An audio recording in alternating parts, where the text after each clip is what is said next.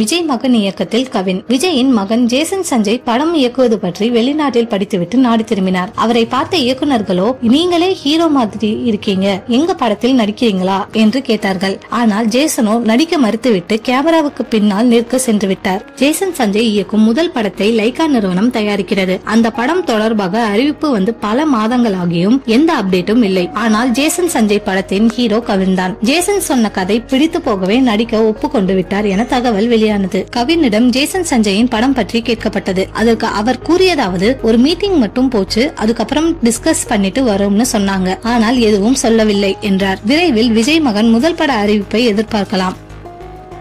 S. ஏ. சந்திரசேகருக்கு பிடித்த விஜய் படம். விஜய் இந்த அளவிற்கு இன்று உயர்ந்துள்ளார் என்றால் அதற்கு மிக முக்கிய காரணம் அவரின் தந்தையும் இயக்குனருமான எஸ். ஏ. சந்திரசேகர் தான். நாளைய தீர்ப்பு என்ற படத்தின் மூலம் விஜயை அறிமுகம் செய்த எஸ். ஏ. சந்திரசேகர் ரசிகர்களின் மனதில் அவரை ஹீரோவாக பதிய செய்ய கடுமையாக போராடினார். இன்னும் சொல்ல போனால் விஜயின் திரைப்பாதையை பார்த்து செதுக்கினார் எஸ். ஏ. சந்திரசேகர். விஜய்க்கு ஒரு தூணாக இருக்கும் எஸ். ஏ. சந்திரசேகருக்கு விஜயின் நடிப்பில் வெளியான படங்களிலேயே அவருக்கு பிடித்த படம் என்ன என்பது பற்றி பேசியுள்ளார். இயக்குனர் ஜாம்பவானான மகேந்திரனின் மகனான ஜான் மகேந்திரன் இயக்கத்தில் விஜய் நடித்த சச்சின் திரைப்படம் தான் எஸ். ஏ. சந்திரசேகருக்கு மிகவும் பிடித்த படமாம்.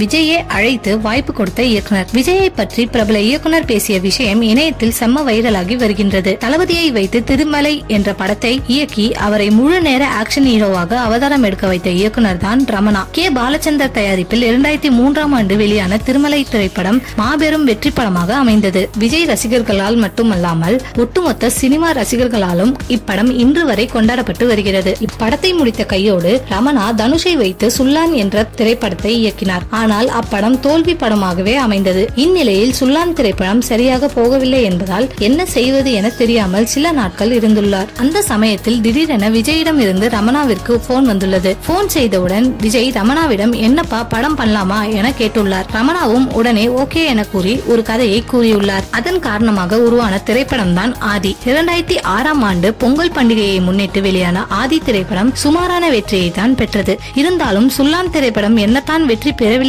என்றாலும் விஜயை அழைத்து ரமணாவிற்கு வாய்ப்பு கொடுத்துள்ளார். இதையெல்லாம் பெரிய விஷயம் என ரமணா ஒரு பேட்டியில் பேசியிருக்கிறார் என்பது குறிப்பிடத்தக்கது.